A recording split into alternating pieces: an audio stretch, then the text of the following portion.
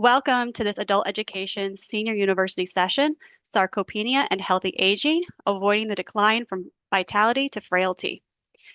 The presenter for the session is John Bobalik. John earned a Master of Science in Exercise Physiology, is an American College of Sports Medicine Certified Exercise Physiologist. He holds an American College of Sports Medicine Exercise Medicine credential. He is also a Tivity Health Certified Silver Sneakers instructor, and he worked as the Purdue University Northwest Fitness Center director for 30 years. At present, John teaches Silver Sneakers classes and is a personal trainer at the Lincoln Fitness Center in Highland. We're very glad to have you with us. Thank you, John. Before we get started, first, I'd like to take the time to thank Amanda for the opportunity to be here. Because Indiana University Northwest, the Center for Urban and Regional Excellence, has an excellent reputation. They do a lot of good things for adults. So it's really an honor and it's my pleasure to be here. So I'd like to thank her again for the opportunity to be here. If you have any questions on anything we talk about, you can save them. You can save them for the end if you would like to do that. But you can see the first slide is up there, and it says sarcopenia and healthy aging. The decline from vitality to frailty is not an inevitable consequence of aging. So we're going to talk about that. The slide to the left, the two people running, okay, that's a good sign of vitality. If you move over to the right, the sign on the right, slide on the right is not what you want to get into. It's not where you want to go. You don't want to get in there. You don't want to become a frail older adult.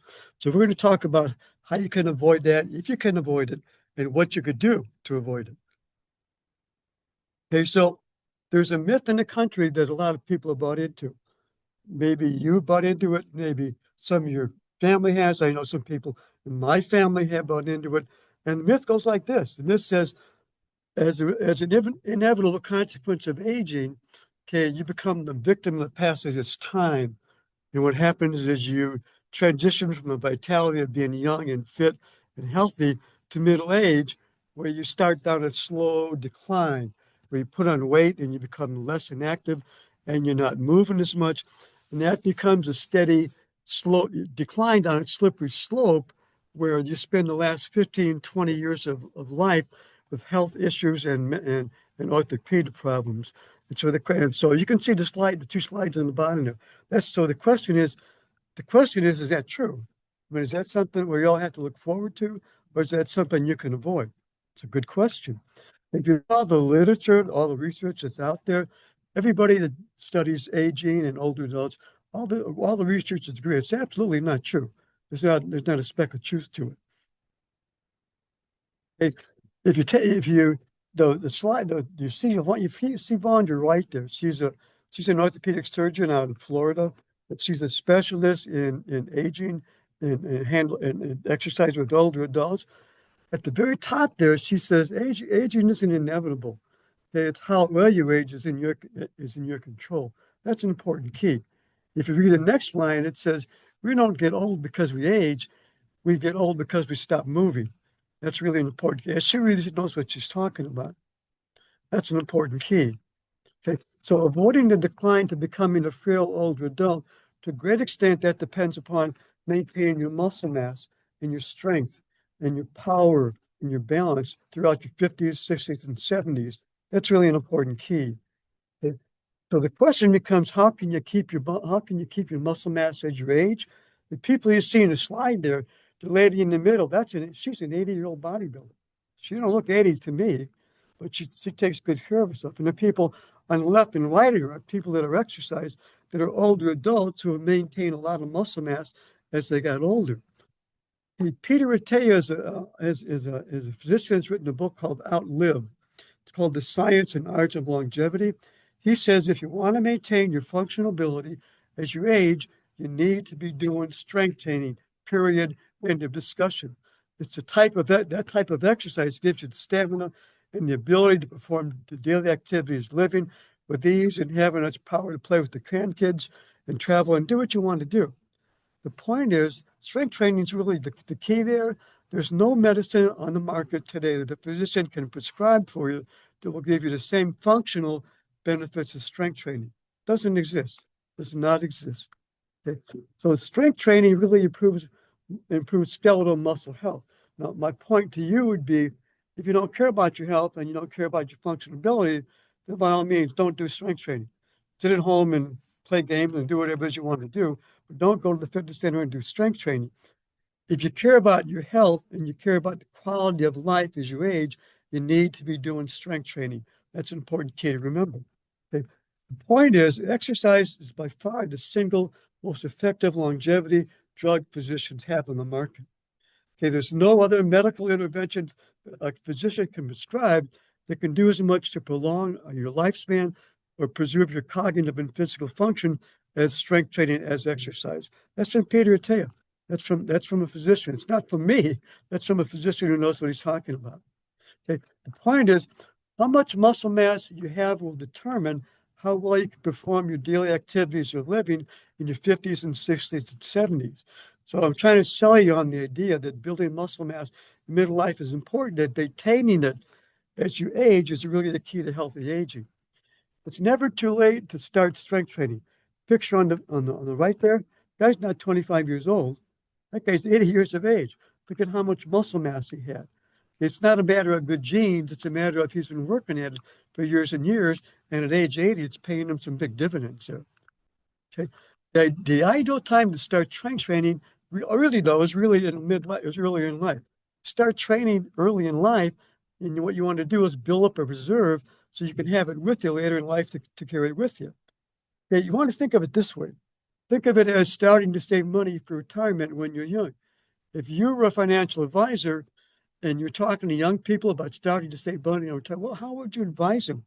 You would tell them, look, start saving money when you're young. And by the time you reach retirement, you'll have so much money saved, you'll have a stockpile to work with. You won't have any problem at all in retirement. Same analogy applies to keeping muscle mass and strength training. Okay.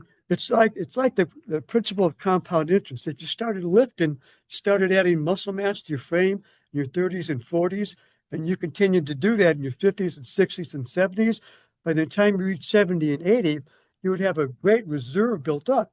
You would have enough reserve built up to do whatever it is you want to do. Play with the grandkids, take a strength training class, take a yoga class, travel, do whatever you want to do. But the point is, you would have enough muscle mass reserve in order to do that. But strength training is really the key. Here's really the plan for healthy aging. Start building your muscle mass in reserve in middle age, in your 30s and 40s. That's the time to do it. Okay. Then you'll have a greater reserve built up than most people your age would have. And so the key to maintaining healthy aging is really maintaining your muscle mass, maintaining your strength. But you got to remember, healthy aging is really up to you. You can decide not to do that, or you can decide to wait and do strength training when you're 80.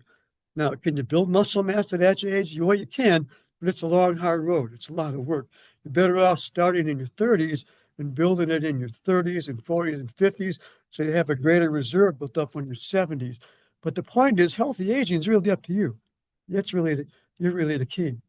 Okay, so the question is, which option would you choose? Do you want to pick vitality, or do you want to pick being like this person you see in the right slide there? You want to be a frail older adult. Which is it that you want? Okay. If you take a look at what's the common denominator of people who choose vitality, who want to be healthy, okay, they have enough muscle mass and strength and power to do what they want to do in life. They stay connected and they can engage with people, but they follow a healthy lifestyle, but they make sure they keep moving and they really make sure they have enough muscle mass and strength to do what they want to do. That's really the key. So how do you keep your vitality as you age? Yeah, that's a good question. Okay, well, okay, researchers believe that one of the keys to maintaining healthy aging, not the only key, but one of the most important keys is maintaining your muscle mass as you get older. Back in the 1990s, there was a lady called Miriam Nelson. She wrote a best-selling book back there called Strong Women Stay Young. Here's a quote out of her book. She said, strength training is the single most important thing an older adult can do to maintain the vitality and functional ability and independence. So keeping muscle mass and strength is the keys to healthy aging. That's an important thing to remember. Okay? But Peter Attea says the same thing. He says, I don't think you can overstate the importance of doing strength training. If you want to maximize how well you can live and how long you can live, then you have to be doing strength training. And the idea is to start building muscle mass when you're younger into middle age and continue to build it throughout the lifespan. That's an important thing to remember. Okay, the loss of muscle mass, it's a major contributor to falls. Okay, the leading cause of brain injury in people over 65 years of age is simple falling. 95% of hip fractures are driven by falls. Okay, statistics show that hip fractures are a major contributor to morbidity and mortality, and 1 in 4 older adults die 12 months after falling for breaking a hip. It's not a good statistic. But again, if you do something to maintain your muscle mass, you reduce the chance of that happening to you. Okay, the most devastating statistic from falls, many individuals never completely recover from a major fall and get back to a functional level that they were before. Again, you could prevent that from happening if you keep your muscle mass. But if you don't keep your muscle mass and you don't keep your strength and you become a high risk for falls and you fall, then there's consequences with that. Then you really have to think about that. Okay, another issue is many older adults fall and never report it. I know people in my family have fallen and I'm not going to the doctor. I'm not going to the emergency room. They just let it go. So the actual number of people that report falls, okay, is probably less than the actual people, older adults who do fall, which is unfortunate. Sarcopenia is the loss of muscle mass and the risk of falling. Okay, research indicates that older adults with sarcopenia with just a loss of muscle mass, okay, they're not 1 time, not 2 times, they're 5 times more likely to fall because of reduced muscle mass and strength in the lower extremities. So the more muscle mass you lose, and the more muscle mass you lose from your lower extremities, the greater is your risk for falling. So you have to ask yourself, if you're an older adult, what are you doing to yourself? You're setting yourself up for some problems later on in life. Point is, research indicates that it doesn't have to happen. Falling is not an inevitable consequence of aging. It's not something that you have to look forward to. You can prevent it if you do the right things, if you want to do that. Research also indicates that you can build muscle mass and increase your strength at any age. It's never, never, never too late to build muscle mass. And all the medical literature and the research literature will tell you that. Here's a research study that makes that point. The researchers took a group of 12 individuals in their late 70s and early 80s, not 20, not 30, they're in their 70s and their 80s, who were in good health, but they were sedentary. They didn't do anything. And they measured their 3-rep max on a leg extension machine. How many times could you lift the weight on that particular machine you see in that slide 3 times without quitting, without having to get up? The researchers also took another group of younger people, 12 younger people, healthy individuals in the early and mid 20s, and they performed the same 3-rep max. So what did you find? Did you find any difference there? So here's the results of the study. Group that were in their late 70s and 80s demonstrated a 78% increase in leg strength, not a 2% increase, a 78% increase in leg strength, which was almost identical to the 83 to 84% increase in strength of the younger group. Now you got to remember the strength difference was the same. Strength were different. The increase in strength was different. The young people were much stronger than the older people, but that's not the point. Point is that people who were in their 70s and 80s showed a high percentage of increase in the leg strength, just like the young people did. So the point is, you can increase strength and build muscle mass at any age. It's never too late to start. You just have to do the right kind of exercise. Okay? So research also indicates that strength training performed throughout the lifespan. It's an important key in maintaining muscle mass and strength and power and maintaining your vitality. Those things are all tied together. They're tied together to your strength and your power and your. So according to the Harvard Medical Health Center, adults who do not do strength training. So if you're listening and you don't do strength training, or you never want to do strength training, pay attention for just a minute. Now, you can expect to lose 4 to 6 pounds of muscle mass every 10 years, starting in your mid 30s. So if you don't do any strength training at all, starting in your mid 30s, then you can expect to lose 4 to 6 pounds of muscle mass every 10 years. Now, is it going to be in my early 30s? Is it going to be in my late 40s? It depends. Genetics is a factor. There's a lot of other factors to involve there.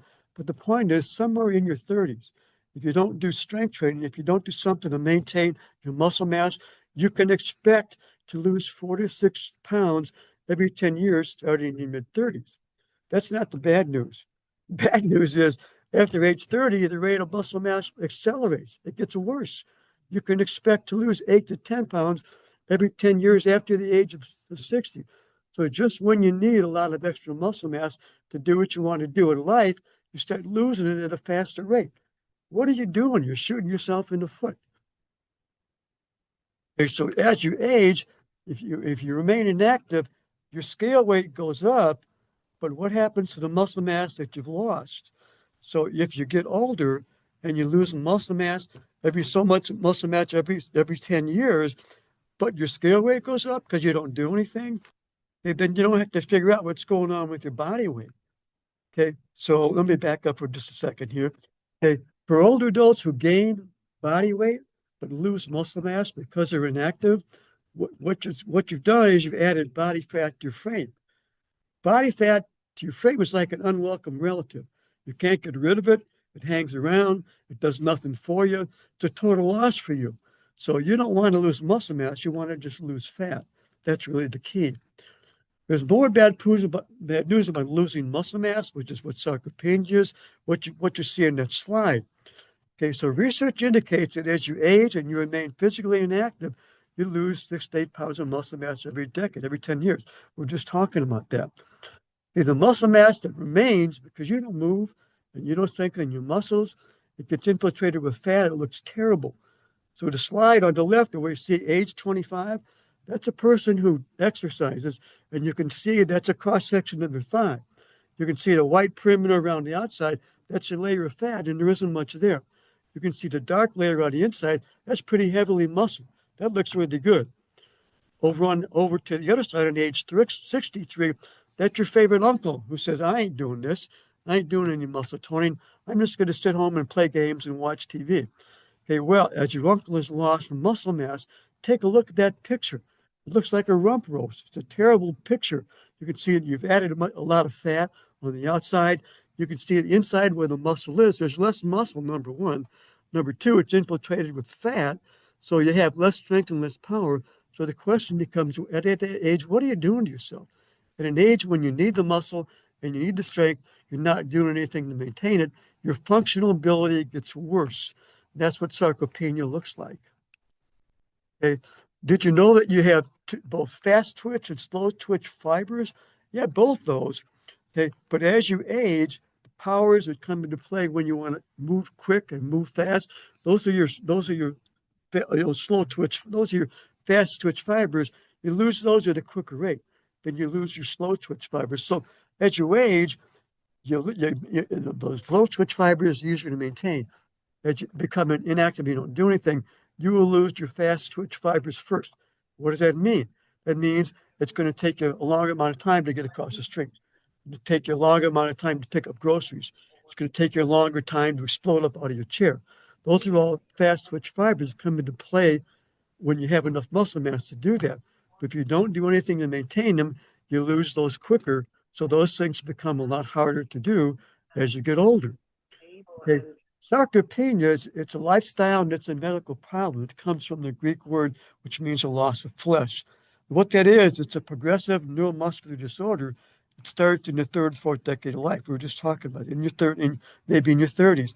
And it triggers a slow and steady loss of muscle mass and strength, which can become or will become roadblock to healthy aging if you don't do something to stop it.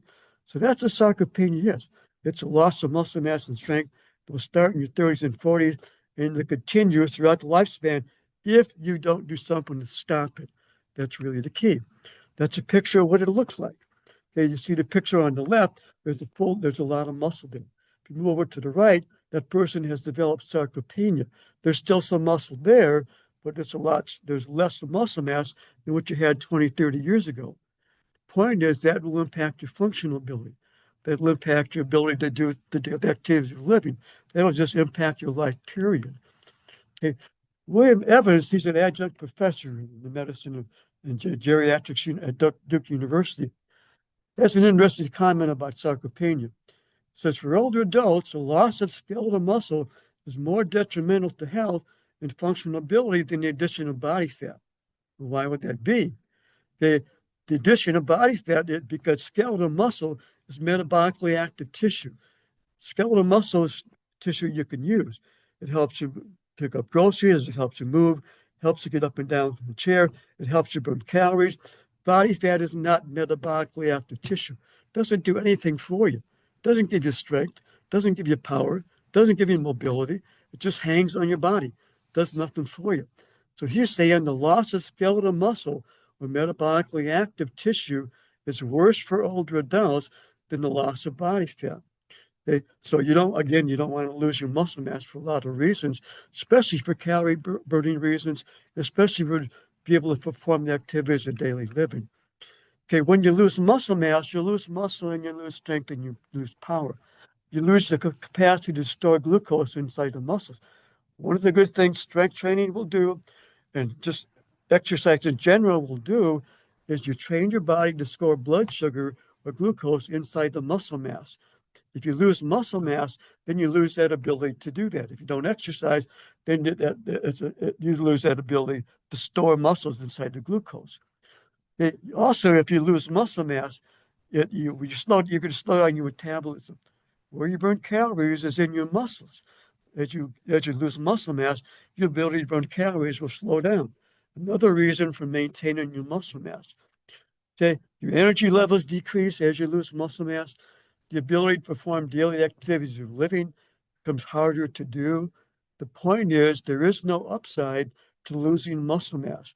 You want to keep your muscle mass for a whole lot of reasons we were talking about before. Okay, when you add body fat to your frame, you get nothing in return. It doesn't do anything for you. You get extra baggage. You got to carry around 24 hours a day, 7 days a week, 52 weeks a year. You get no benefit from that. Okay. Another way to think about sarcopenia is if you ever played the board game Jenga, so where you pick one block out of that stack and try to not let the whole stack fall down. That's just like sarcopenia in losing muscle mass. For sarcopenia, you start taking blocks of muscle mass out of your system. If you're not careful, you take enough blocks out where doing daily activities of living becomes really hard to do. But that's another way to think of sarcopenia. Don't let that happen to you. Sarcopenia causes a loss of muscle mass and strength and power, and it also impacts your bone density. That's another thing you got to be careful of.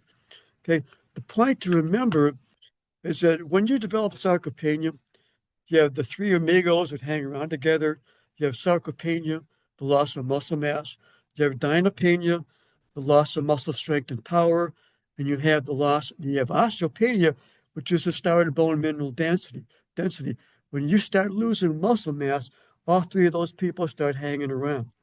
You lose muscle mass, you lose power and strength, and you lose bone density. So the question is, if you don't do strength training and you don't do something to prevent those three things from happening, what are you doing to yourself? You're setting yourself up for problems later in life.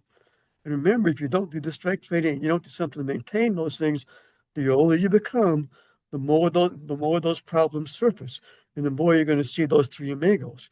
You don't have to see them, but if you elect not to do anything about it, they're going to come knocking at your door. They're going to pay you a visit.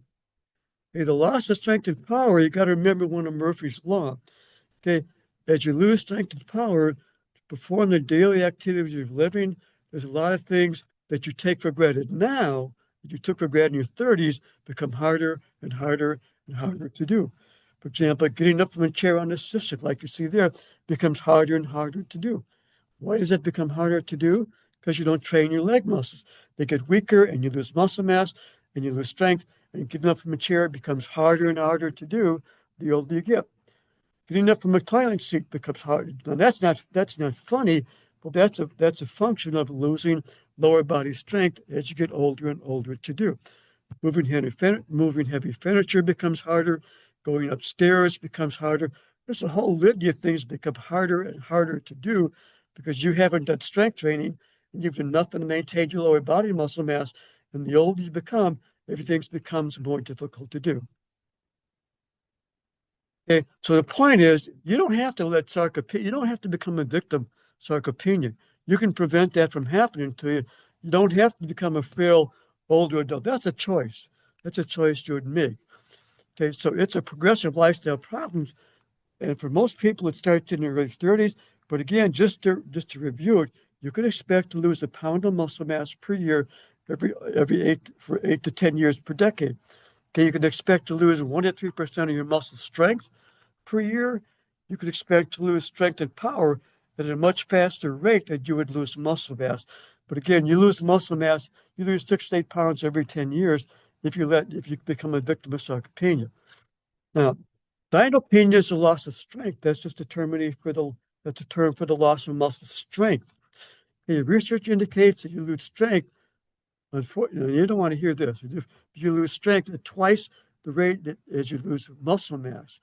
Well, it's related to the loss of type 2 fibers because strength and power you lose quicker than type 1 fibers. So if you have sarcopenia and you don't do anything to maintain your muscle mass, you will lose muscle strength at a much faster rate than you lose the muscle mass. But that's not what you want to hear, but that's what all the research literature will tell you. You lose strength at a faster rate. Okay. Dyspnea, the loss of strength, there are two major contributing factors to that. Number one is inactivity. Number two is not exercising, is deconditioning. Resistance training is one of the best ways to slow down the rate of the loss of muscle type 2 fibers. In fact, that's probably the only way that you can stop that. Research indicates that for older adults, the combination of working at 60 to 80% of your 1 rep max, doing 6 to 10 repetitions on a chest thrust machine or seated row or whatever the strength machine happens to be, okay, that works best to slow down the rate of loss for type 2 fibers. But you have to be doing the right type of exercise to prevent the loss of muscle mass and to prevent the corresponding loss of muscle strength. Okay, research studies show that you lose muscle mass with age and inactivity. Here's one of the first studies that they ever published to show that. What's the difference between a 65-year-old muscle and a 25-year-old muscle? Researchers looked at the changes in muscle mass and muscle fiber types in a 65-year-old compared to a 25-year-old. The research was performed on all males, but it doesn't make any difference. It's the same, it's for no matter what the gender is. Although females have a smaller amount of muscle mass and less muscle mass in general, researchers believe the results would be the same. This was done on the thigh muscle. So what was the difference in thigh muscle? The difference is what you saw before. Okay, so the researchers found a 40% reduction in muscle mass comparing the 65-year-olds to the 25-year-olds. So the 25-year-olds, you see in the slide there, who exercised, there was very little fat, a lot of muscle mass, and not hardly any intermuscular fat. The slide of the 63-year-olds or 65-year-olds who didn't do strength training, didn't do under muscle toning strength. Okay, you can see there's more fat around the perimeter. There's more intermuscular fat. There's less muscle in that thigh to begin with. So again, that was the results of the study. So there was a decrease in the number of muscle fibers. There was a decrease in the diameter and the size of the muscles. There was a decrease in the number of type 2 fibers. So you had less power and strength and explosive ability. There is very little reduction in the type 1 fibers, but that doesn't make a whole lot of difference because that's basically endurance. And there was an increasing amount of fat inside the muscle. Those all contribute to reducing your ability to perform the daily activities of living if you don't something to stop them. Okay, so the take-home lesson is start strength training early in life in your midlife. Okay, here's another thing to think about. Okay, the loss of muscle mass and loss of muscle strength combined with not doing anything, combined with sedentary living and activity, they're going to change your body composition. You can bet the farm. Okay, so what does that mean? This is a slide on the physiology of body composition changes. Okay, now on the left, this says body composition and body composition changes during adult life. So we'll call her Sarah. So you can see a picture of Sarah at age 20. As she progresses to 30, Sarah progresses to 40, and eventually as she progresses to 50, you can see the changes in basic body composition. Okay, and if you come down to the bottom there, okay, where it says body weight, at age 20, Sarah weighed 126 pounds. At age 30, because she didn't do any strength training and she didn't exercise and she elected to stay sedentary, her body weight has gone up to 136 pounds. It's gone up 10 pounds. At age 40, it's gone up 10 more pounds. It's gone up to 146. Oh no, by the age 50, going up to 156 pounds. Sarah, what are you doing? Okay, if you come down to the amount of muscle mass, when Sarah was 120, when she was 20 years of age, she had 45 pounds of muscle mass on her frame. Fast forward to age 30, she does an exercise. Now she lost 5 pounds of muscle mass. Now she's down to 40 pounds of muscle mass. What are you doing?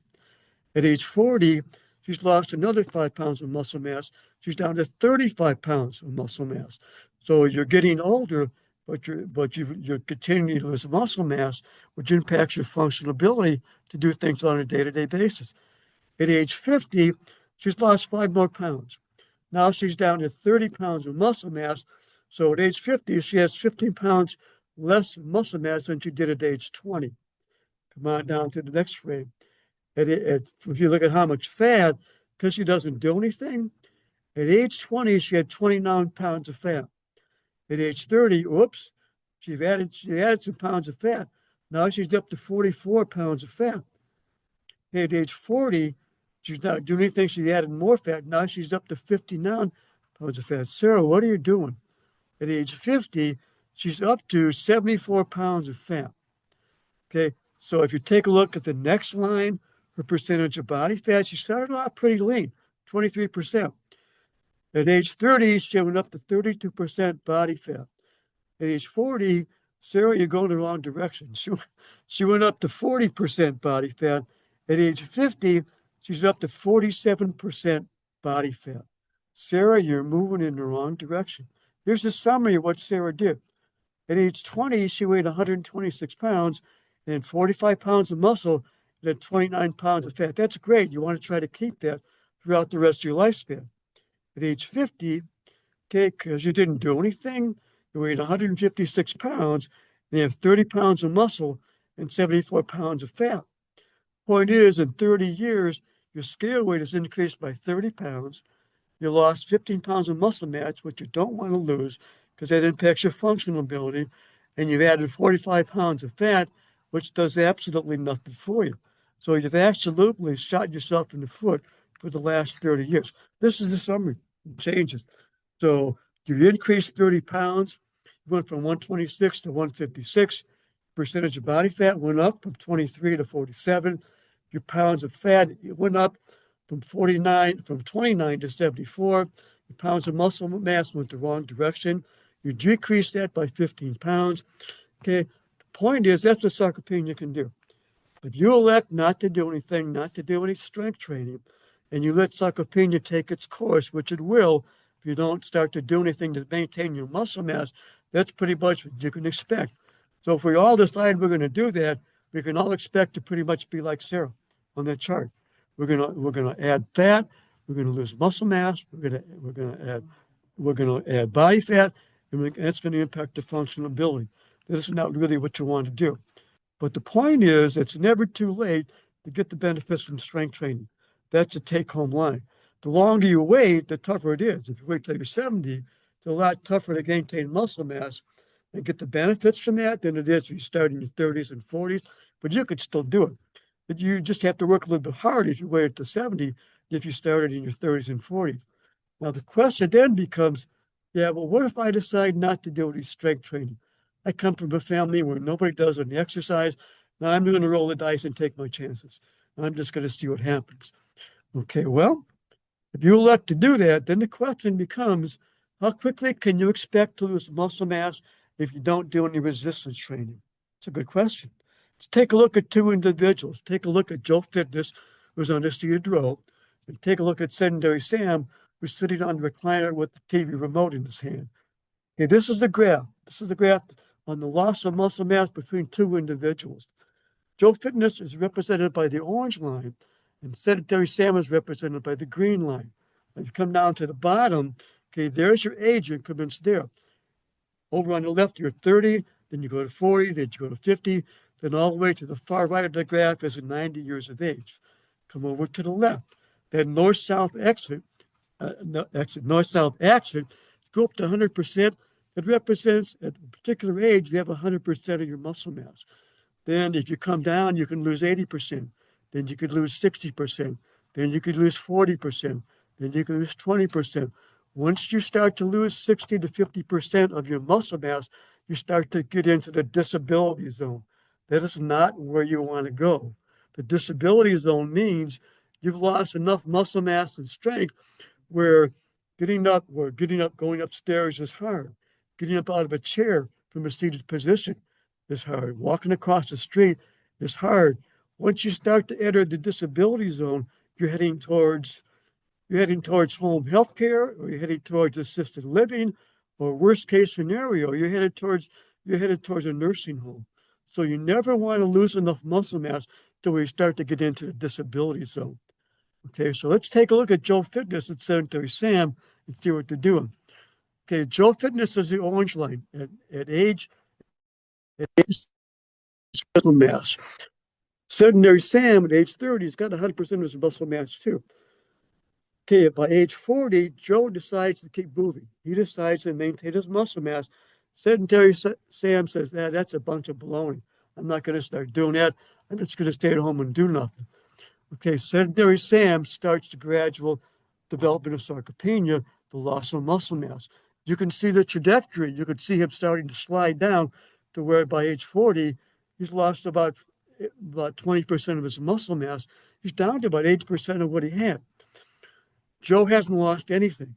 Okay, and if you go to age 50, you can see Joe is pretty much maintaining his muscle mass.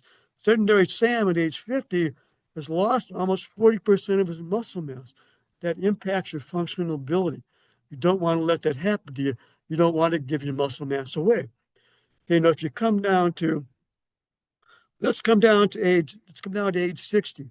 At age 60, you come up and take a look where Joe is. Joe's got 80% of his muscle mass because he's doing resistance training, which is great. Sedentary Sam at age 60 is just about to knock on the door of the disability zone. Okay, he's lost enough muscle mass and strength where he's going to need some help to get around. He's going to need a health caregiver, or he's going to have to go to an assisted living, or life's going to become much more difficult for him because he's lost so much muscle mass. And if you go, let's go to age 80. At age 80, you can take a look at Joe. Joe has still got almost 60% of his muscle mass. He doesn't have any trouble moving around. Sedentary Sam is locked into the disability zone. It's a point of no return. He's not coming back. He's either going to stay in assisted living, or he's going to end up in home health care, or he's going to end up in a nursing home because he doesn't have enough muscle mass to do things that he needs to do on a day-to-day basis to function and stay alive. So the point is, those are two different individuals. And you can see the trajectory. The person who stayed active and kept his muscle mass can stay active and do what he or she wants to do throughout the whole lifespan. Sedentary Sam doesn't have that option. He let things go. He didn't take care of his muscle mass. He didn't stay active. He got into the disability zone. And people, once you get into that zone, it's difficult, if not impossible, to get out of it. So the point is, don't let that happen to you. Okay, healthy aging, which is what we're talking about. It's a choice you make. So it's up to you whether you want to stay active and be like Joe, or want to give up the ship and be like Sam and say, I'm not gonna do anything. The point we've been talking about for minutes and minutes is building muscle mass as you age is important. It's important for many reasons.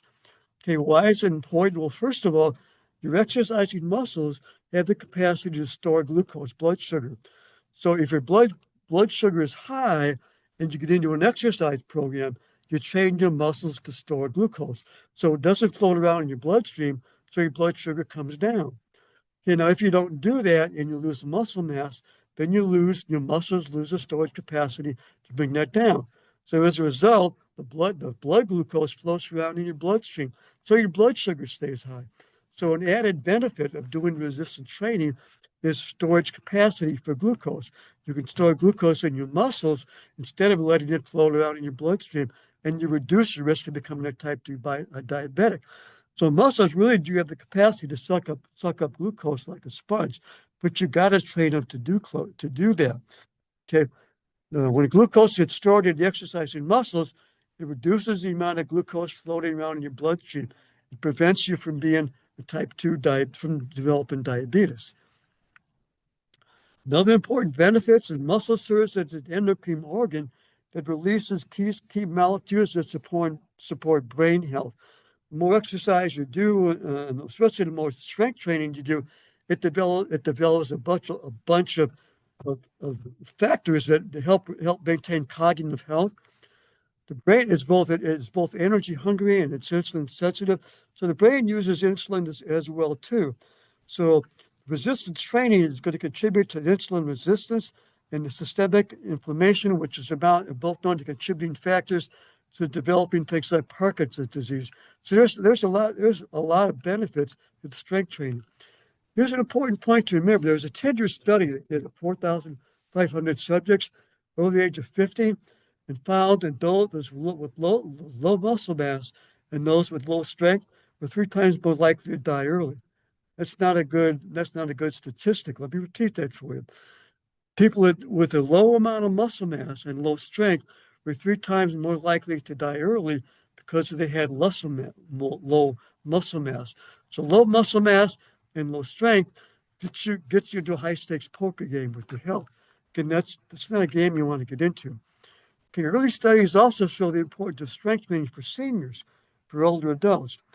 Take a look at a meta-analysis review of all studies. Research indicates strength training can be effective in most domains to improve the quality of upper body and lower body limb strength, core strength, functional ability, as well as improve your balance. Here's a couple of studies that support that.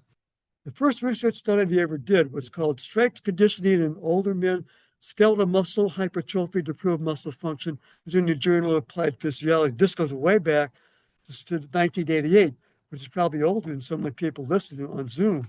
So that's the first study they ever did. They took 10 men, aged 78 to 85. They did 3 sets of 15 reps on a resistance training on a leg extension machine. It was done on 3 non-consecutive days for 3 months. They found that basic resistance training significantly increased their muscle mass and muscular strength and the physical functioning ability of older men. Point being, you can increase muscle mass at any age. Here's another study. This is high intensity training in non-aging. What in the world are non-aging? Talking about people in their 90s. So this is the strength training study with people who are not 30 or 40, but they're in their 90s. This was published in 1990.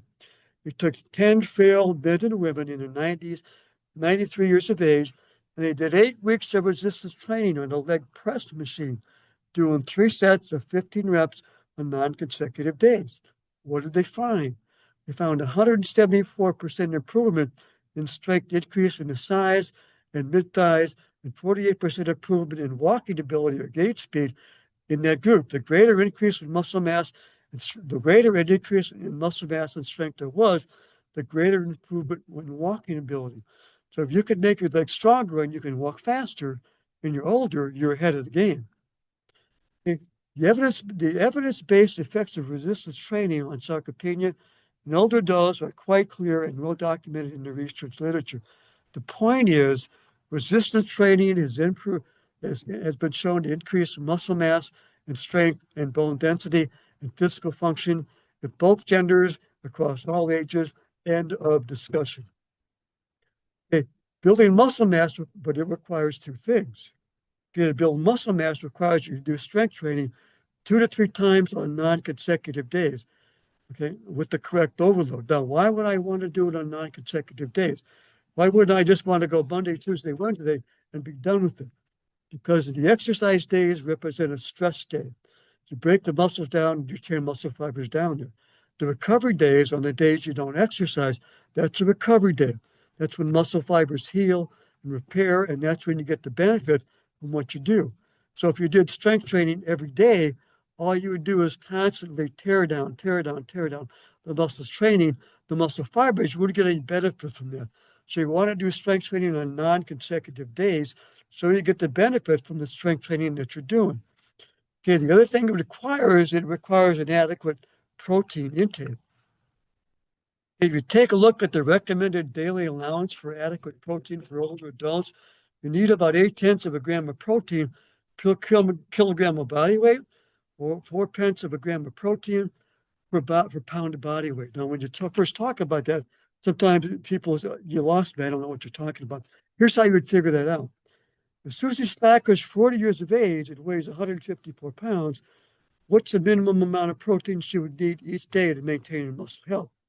First thing you got to do is convert her weight to kilograms. So divide her weight by 2.2. So if you divide 154 pounds by 2.2, she weighs 70 kilograms. Next, you'd multiply that by 0.8, which is the number of protein grams you need every day. If you multiply 56 grams, you multiply that by 0.8 by 56 grams of protein, that's a recommended minimum requirement. 70 times 0.8 would give you 56. So she would need 56 grams of protein a day to build and maintain her muscle mass. Or you could figure it out this way. If you know the basic minimum requirement based on if you need 4 grams of protein per pound of body weight, if Sammy Slacker weighs 60, if he's 60 years of age and weighs 200 pounds, based on what the minimum amount of protein would be, he would need 4/10 of a gram of protein per pound of body weight, which would be 200 pounds. So when you multiply 200 times 4, he would need 80 grams of protein per day to maintain the amount of muscle mass on his frame. So that's an easier way to figure it out. Okay, but my point to you would be the RDA, the recommended daily allowance for protein for seniors, it's not enough. It's short, it falls short. It's not enough. The RDA is a minimum requirement to maintain muscle health for younger people. The RDA is not enough to build or increase muscle mass in older adults. The RDA falls far short of the daily requirements needed for older adults 50 plus to maintain or build muscle mass or prevent sarcopenia. All the research literature will tell you that. So the answer becomes, why would older adults need more muscle mass? It's a good question. Okay, so both seniors would need more muscle mass because, number one, to prevent the age-related loss of muscle mass resulting from inadequate daily protein, older adults, they don't process protein the same way they did when they were 25. So you're going to process it a little bit differently. So you're going to need more of it to process it at a little slower rate. Okay, now, come down to point number 4, it says, be aware that research indicates that the minimum requirement for protein, 0.8 of a gram per kilogram of body weight, may not be enough protein to stop sarcopenia in older adults. I'm telling you right now that it's not. It's not enough. You got to go by a different recommendation. Okay, so the RDA for seniors who want to build muscle mass would be what you see at the bottom there. For active adults, it's about 1.2 to 1.5 grams of protein per kilogram of body weight. For older adults, 65 and above, it's more. It's 1.5 or 2.2 grams of protein per kilogram of body weight. The research indicates, if you read the bottom line there, that adults and active adults, older seniors, may need even more protein to maintain muscle mass. Why is it that? Because your body doesn't handle protein like it did when you were 25. So you may need more of an intake in order to build muscle mass. Okay. The American Journal of Physiology and Endocrinology and Metabolism would tell you that published results that say adults 25 to 75 improve muscle health and add muscle mass by following a diet containing 1.6 grams of protein per kilogram of body weight, which is roughly twice the recommendations of what you saw before. So keep that in mind. If you're trying to add muscle mass and you're 70 years of age and you're going by the basic RDA, you're going to shoot yourself in the foot. The recommendation is short. You're never going to be able to maintain or build muscle mass as an older adult. So this question always comes up. Would taking extra protein like you're talking about now in the presentation, is that going to hurt your kidneys? That's a good question. If you take a look at all the research literature, it all tells you pretty much the same thing. Current research indicates that protein intake above the RTA may provide a variety of metabolic benefits, including regulation of blood sugar and reduction of blood pressure. But read the next bullet point. Individuals with healthy kidney function. So if your healthy kidney function is okay, that's what we're talking about. We're not talking about people who have kidney problems to begin with. People with a healthy kidney function will not put a strain on healthy kidneys with protein intake slightly above the RDAs. All the medical literature will tell you that. There are no studies that show that extra protein will harm healthy kidneys, period, end of discussion.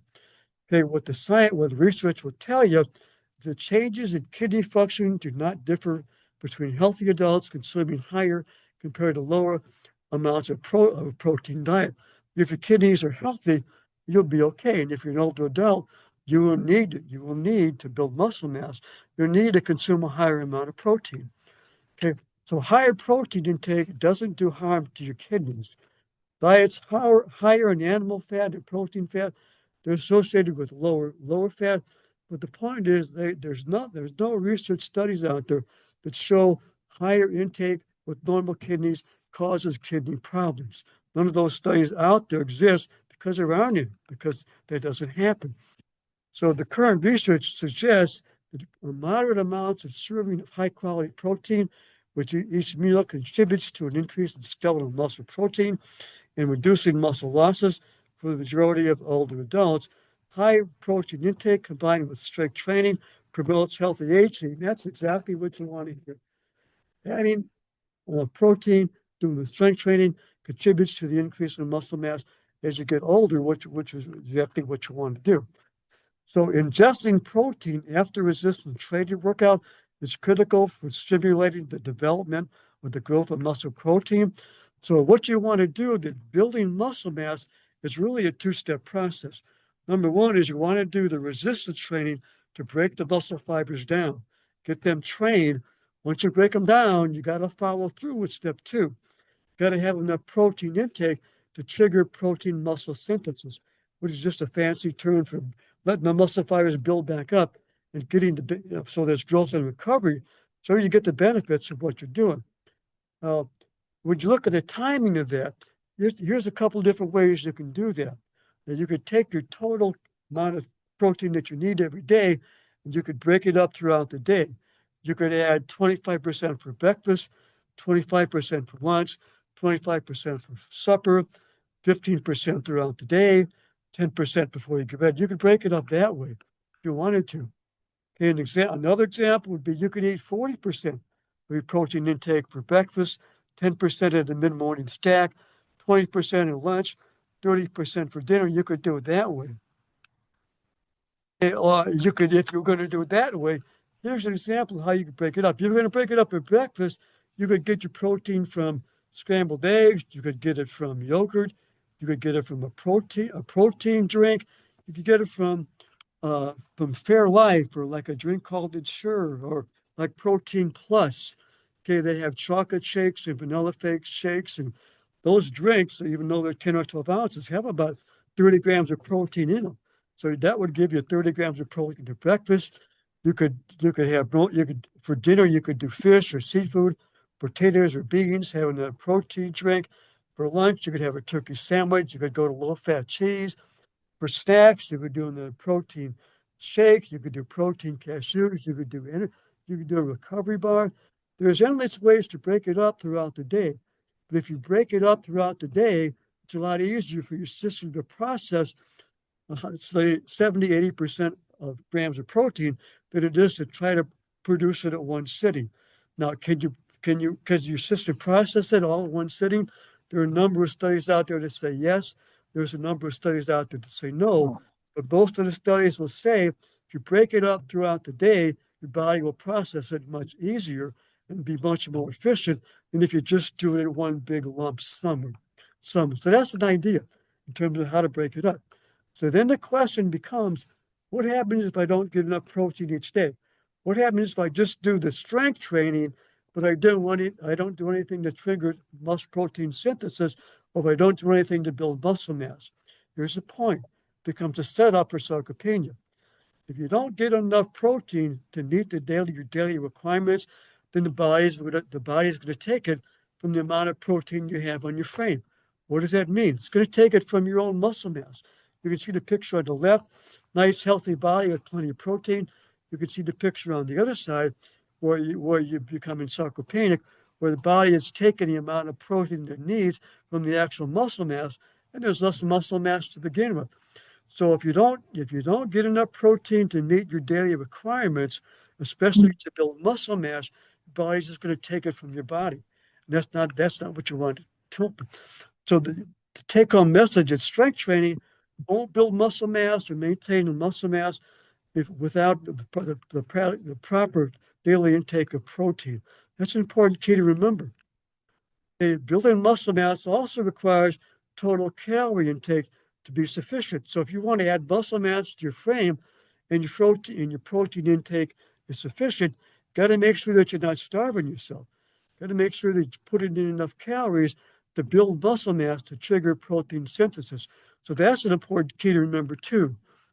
Okay, building muscle mass requires some other things. It also requires an adequate intake of vitamin D and calcium. So another thing that's required in building muscle mass is the adequate intake of vitamin D and calcium. Vitamin D affects the abilities of the body to absorb calcium. If you don't put enough vitamin D in your diet, then you're going to have trouble absorbing calcium, which is a key factor in building bone density. So you got to make sure that you have enough vitamin D, that you're not deficient in vitamin D, that you're not deficient in calcium. Okay, then you got to remember that building muscle mass also requires some effort on your part. Okay, the point to remember is most older adults who have never done strength training before don't put enough intensity into the workout that they do to get a hormonal response to stimulate muscle growth or muscle synthesis. So you got to make sure you put enough effort and intensity into the strength training program that you're doing. So basically, what you need to do is find a good personal trainer, and find somebody who knows what they're talking about. It's got a background in strength training who can lead you down the right road to building muscle mass and making sure you have enough protein intake to accomplish what you want to accomplish. This is a summary on fighting sarcopenia and unhealthy aging and building muscle mass. Okay, number one, in order for your for your muscles to grow and increase in strength and size, you got to do the following. Number one, adequate protein intake for muscle growth and repair has got to happen. If you don't put in enough muscle and protein to make the muscles grow, muscles aren't going to grow at all. Total calorie consumption each day got to be it's got to be sufficient to trigger muscle growth. There's got to be an adequate intake of vitamin D. It's got to be an adequate intake of calcium. And the intensity of the strength training that you do, there's got to be enough muscle overload in order to get a hormonal response to stimulate muscle growth. So what do you mean in English? What are you talking about? That means that if you're doing muscle curls, in order to get your bicep muscle to grow, the muscle you would choose to use, there's got to be heavy enough where the 6 or 8 or 10 repetitions is enough to stimulate muscle growth. Feels like it's a little bit of work. So if I was doing 10 repetitions, by the time I get to 4 and 5, I feel like I'm doing a little bit of work. By the time I get to 6 and 7, it's a little more work. By the time I get to 8 or 9 or 10, I feel like I could force a couple more reps if I had to, but 10 repetitions is probably enough. I feel like I've done enough work to where I've overloaded the muscle where I'm going to get a training response. So you got to make sure of that. Okay, then that's what you mean by point number 5. So in order for you to fight sarcopenia and in order for you to develop muscle mass, you gotta have all 5 of those ingredients you see at the screen in front of you. So the summary on sarcopenia and strength training is muscle mass and strength training is essential for fighting sarcopenia and promoting functional ability and healthy aging in older adults. Hindsight's always 2020. If you look back, if you're an older adult, you're familiar with George Burns. He was a comedian who lived until he was 90 years old. George Burns had a famous comment on his 90th birthday. He said, if I'd known I was going to live this long, I would have taken much better care of myself. There's a lesson there somewhere. There's a lesson there for all of us. Peter Attia, from his book on Outlive, says, think of strength training as a form of retirement savings. Just as you want to have enough in retirement, have enough money saved up to where you can sustain it and live comfortably for the rest of your lives, you want to reach an age where you have enough muscle built up in reserve to protect you from injury and allow you to continue to pursue the activities that you want to do on a day-to-day basis. That's an important key. The take-home message is this. This is a line from John Kennedy, former president. It says, the time to repair the roof is when the sun is shining. Don't wait until the roof is caving in and then decide you're going to fix everything. The point to you guys about strength training is the best time to start was yesterday. The next best time is to start today, is to start now. So that's the take-home message. So thank you for your patience and your attention. And I'm going to stop at this point and see if there's any questions you guys have online. So thanks again for taking the time to tune in. You've been a great audience. Thank you. Thank you so much, John. We have a bunch of questions for you. So we have a person on Zoom who was a jogger slash runner from age 30. He had to quit due to foot drop, but he started strength training about 5 years ago at age 68. And he's worried, am I doomed to sarcopenia for late strength training? The short answer is if you do strength training, no.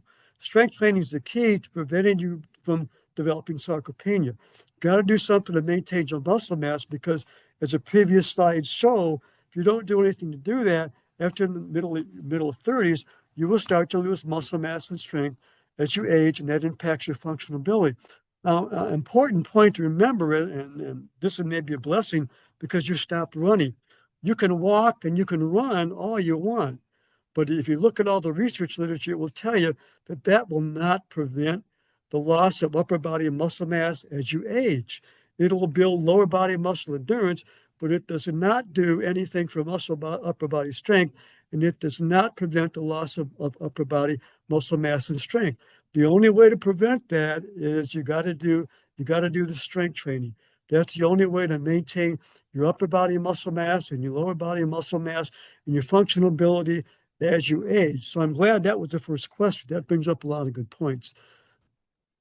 Thank you, John. We have somebody with a similar question to that as a follow-up. So we've got somebody who's, been working on mastering her nutrition, her mental strength, but she's not sure how she would enter bodybuilding or strength training. How do you get going with this? Well, I would say if you're not sure what you're doing, I would say hook up with a personal trainer that knows what they're doing. There's a lot of facilities that have personal trainers that are people that are degreed and licensed in exercise who can get you started off on the right foot so they can show you what a basic strength training program is, explain to you how to use the machines, and explain to you how many sets and reps to do, explain to you how to progress in the program. I would find somebody to get you started off on the right foot. Now, once you understand the basics of strength training and how to use the machines and how to adjust them and how to increase the weight as your muscles get stronger and used to the exercise you're doing, then you can pretty much go out on your own. But if you're not used to it and you have no idea what you're doing, you're kind of like a blind person in a dark room looking for a black cat. You have no idea what to do. So hook up with somebody who knows what they're doing, professional person who can get you started off on the right foot. And then once you understand what you're doing, then you can progress on the strength training program on your own. But it's different. I mean, you could go to the internet and you could do some Googling with YouTube videos, but your best bet is find a professional person that knows what they're doing. They can get you started off on the right foot from the get-go, from the very start. Then you won't have to back up and redo and relearn anything from following somebody's mistakes. So talk to a professional person first who can help you. She just brought up another good point. The question is, isn't it a good idea to get in touch with a dietitian to help you build muscle mass and to help you stay fit as you get younger? And the short answer is absolutely yes, because you got to understand exercise doesn't give you a license to eat what you want. You still got to watch what you eat. If you're not sure what to eat, your best bet is get in touch with a dietitian who can make some suggestions on sources of protein, what to eat for breakfast, what to eat for recovery from exercise, how to make healthier food choices. So that's an important choice too. We're talking about the importance of strength training, and that's an important key, but you're not going to make much progress if you don't make some dietary changes and you don't make healthy food choices. It's kind of like 2 steps forward and 1 step back. You got to do both of those things in order to see the benefit from what you do. So I would hate to see you get into a strength training program and really get into a high-powered exercise routine and not make much progress because you're still eating garbage, because nobody taught you what to eat, or you don't know how to make healthy food choices. So learn how to do that, because that's almost important, or certainly equal important, to getting into a good strength training program. Well, the question was, the viewer didn't see, when we're talking about protein, the viewer didn't say anything in there about protein from red meat. And the question was, is there something wrong with red meat I should avoid for protein, or what's the problem? The problem is, I just forgot to mention it. The problem is that's a great source of protein too. So you can get your protein You can get your protein from fish and meat and eggs and nuts and a number of sources, but protein from red meat it's fine. Okay, and your muscles are gonna you're gonna develop muscles are gonna respond to it just like they would from protein supplements. So that's a good source. And can you repeat the formula for determining the protein requirement? Protein requirements? Sure. Let me see if I can back it up here. Okay, so this is the recommended daily allowance. Okay, which the National Nutrition Association came up with. It's 8/10 of a gram of protein per kilogram of body weight, or 4/10 of a gram of protein per pound of body weight. Okay, so what that simply means is that Susie Slacker is 40 years of age and weighs 154 pounds. So to her figure out her protein needs, if you convert her weight, 154 pounds to kilograms, which would be 70 kilograms, and you multiply that by 0.8, which is the number of grams of protein she needs, she would need 56 grams of protein a day to meet the RDA. You know, if you don't want to have to figure out your body, convert your body weight to kilograms, you could do it by how many pounds you need. Okay, so a 60-year-old person weighing 200 pounds would need 4/10 of a gram of protein if they weigh 200 pounds. So 4/10 of a gram of protein for 200 pounds, that person would need 80 grams of protein to maintain their muscle mass. But the point is, okay, if you're an older adult, that's not enough to build muscle mass. So you need to be aware of that. So again, the reason that you need, if you look at the RDAs for seniors, it's a much higher.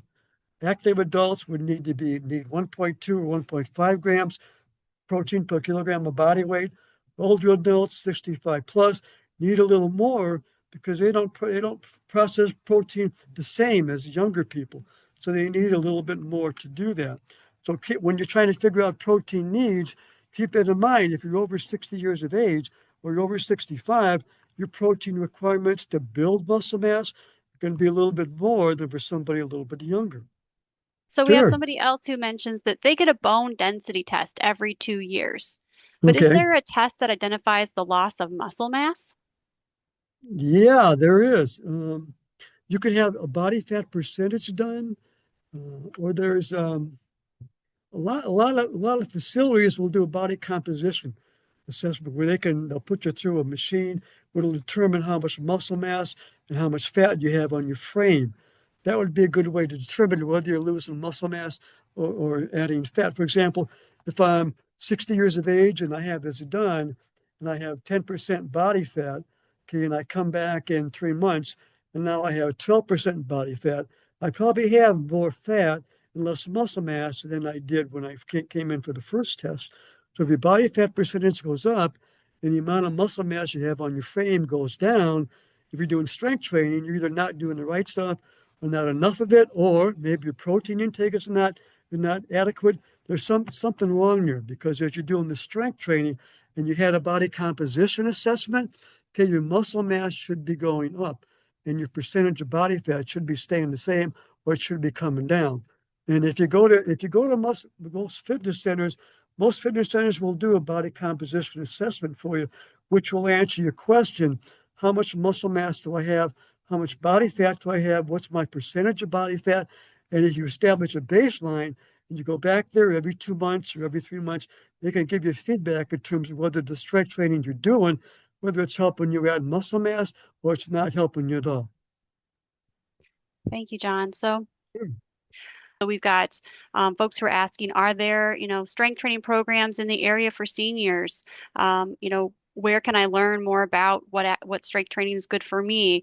And so that, you had mentioned personal training and things like that. Well, John is actually going to be back in March, on Friday, March 20th, for a presentation called Silver Sneaker Seminar, a senior fitness program, where he's going to be talking about different nationwide senior health and fitness programs that are available, potentially at no cost for those of you who have the qualifying Medicare Advantage or Medicare supplemental plan. So you can learn about those programs, how they work.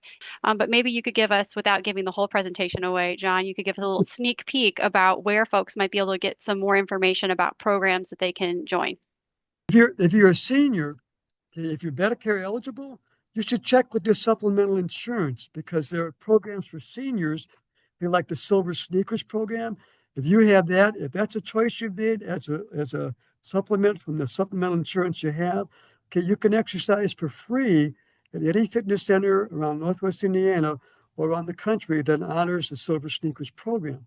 So, for example, the Lincoln Center at Highland, okay, they honored the Silver Sneakers program. So if you had Silver Sneakers as a supplemental insurance choice, you could go to the Lincoln Center, show them your card, and you could go in there and exercise for free. Wouldn't cost you a nickel. Now it's the same scenario if Planet Fitness honors Silver Sneakers. It's the same scenario if the Y honors Silver Sneakers.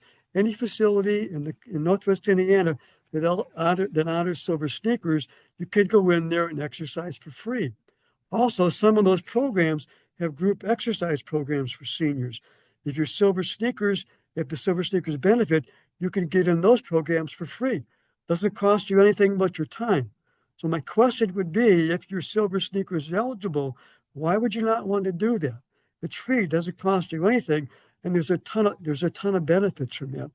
The other point I would make to you, if there are other free programs for seniors based on your supplemental insurance. United Healthcare offers a program called Renew Active. They don't offer Renew Active, or they don't offer Silver Sneakers, they active Renew Active. Renew Active is just another program for seniors by another company. Okay, if you had Renew Active from United Healthcare, and you had the Renew Active benefit, okay, then the same thing. You could go to any facility that honors Renew Active for seniors for free. Doesn't cost you a nickel. So there are a number of other programs for seniors that if you have them based on your supplemental insurance, you can go and you can work out for free. The other thing I would make you aware of is that if you didn't have those programs, you could actually get on the computer and you could Google YouTube and you could find Silver Sneakers exercise programs for seniors, or you could Google Renew Active adult exercise programs for seniors, and you could pick them up off the computer.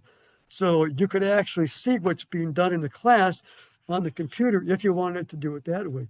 But there's a lot more to it, and we'll talk about more about that at another time. But my point would be, if you're a senior and you want to start strength training, I would check out your supplemental insurance and see if you're covered by one of the supplemental insurance companies that you have insurance with. See if they'll provide access to a fitness center for you for free. And if they do, you can't beat the price. It's great. And I think the comment Amanda made about the best exercise, best one is the one you'll do. It doesn't make any difference about running or walking or being on a comfort bike or whatever. The best one is the one you will do and the one you will stick with. End of discussion. That's my closing comment. Thank you. Thank you for your time.